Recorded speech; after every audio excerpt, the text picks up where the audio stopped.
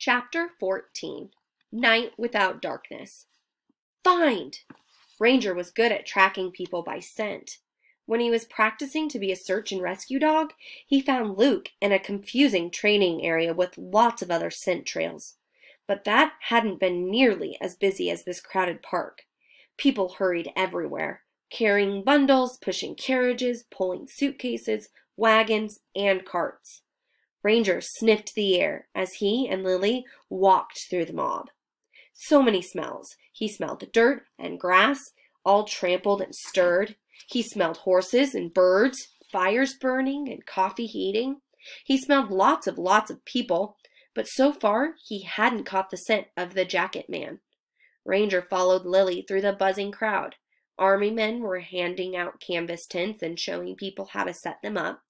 The tents went on for rows and rows, and all looked alike. None of them smelled like the jacket. Lily's stomach ached with hunger, and her legs were shaky, but she walked with Ranger up and down the rows, calling, "Mr. Wong? Mr. Wong?" Lily tried not to think about Lee's hot face and shallow breaths back at the hospital. The last of the hazy sunlight disappeared, but it didn't get dark. Flames from the burning city lit the sky. It was bright enough to make out people's faces, even in the shadows. Where was Mr. Wong? Finally, Ranger paused outside one of the tents. His ears pricked up. He held his tail still and sniffed. "There!" Ranger barked. "What is it, dog?" Lily stopped beside the tent. She was afraid to hope, but she leaned to look inside. A weak lantern lit the tiny space. A woman rested on a blanket while a man hammered a stake in the corner of the tent. "Mr. Wong," Lily called. He turned and looked puzzled when he saw Lily standing in the tent's open flap. "I'm Lily Chen, May's friend." The word sounded strange, but felt true after all they'd been through. "We've been looking for you." Mr. Wong's face lit up with hope. "My children are here? They are safe?" Lily nodded. "But Lee is hurt. He's at the hospital with May. I can take you." Mr. Wong knelt by his wife and spoke quietly to her in Cantonese. Then he followed Lily and Ranger back through the crowds to the hospital. When they arrived, May ran to her father and hugged him so fiercely she almost knocked him to the ground. The news was better now. Another doctor had came and given Lee medicine to keep him from getting sicker. He was propped up in bed, sipping broth. May told her father the story of their day. Then Mr. Wong asked the nurse, "Can my boy be moved safely? We have family in Oakland. We had hoped to get a ferry today, but when we were separated, I feared that—" He pressed his lips together and shook his head. "My family is together now. That's all that matters." The nurse nodded. "His fever should go down soon, and his leg is splinted.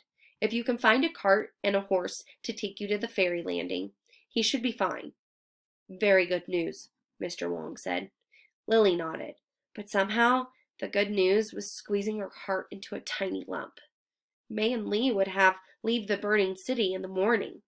They'd take a ferry boat across the sparkling bay to Oakland, where family awaited them.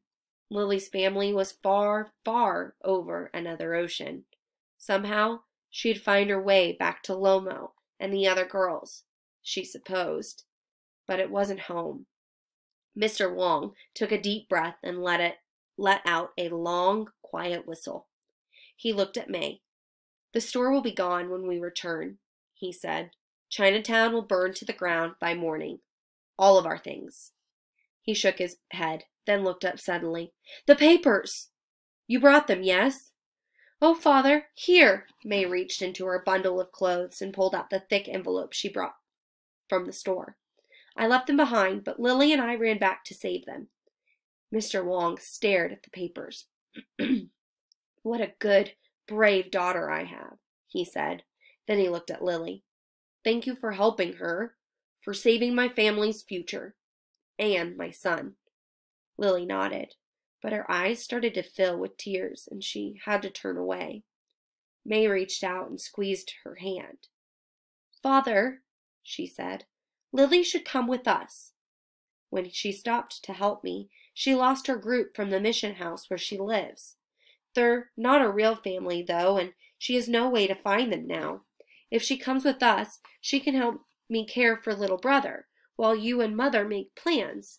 And then, May looked at Lily, perhaps she could join our family and work with me at the store after school once we rebuild. We'll need more hands while little brother heals. The words swarmed into Lily's head.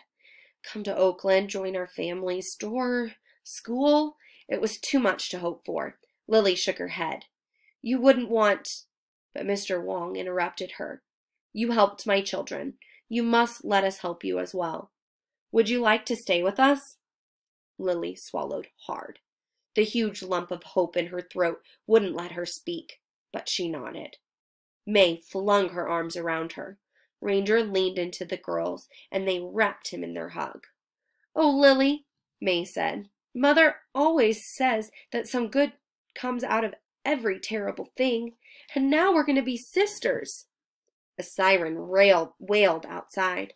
Someone shouted into the tent. The doctors went running. What is it? Mr. Wong asked a nurse racing by. The wind's changed directions, she called over her shoulder. The fire's spreading this way. Lily swallowed hard. She held tight to May's hand and tried to think about morning. Mr. Wong would hire a horse and cart. They'd travel through the ruined city, board a ferry, and sail away to Oakland. The fires would go out. They would rebuild Chinatown. Lily and May would go to school together and work side by side in the new store. But first, they had to survive the night.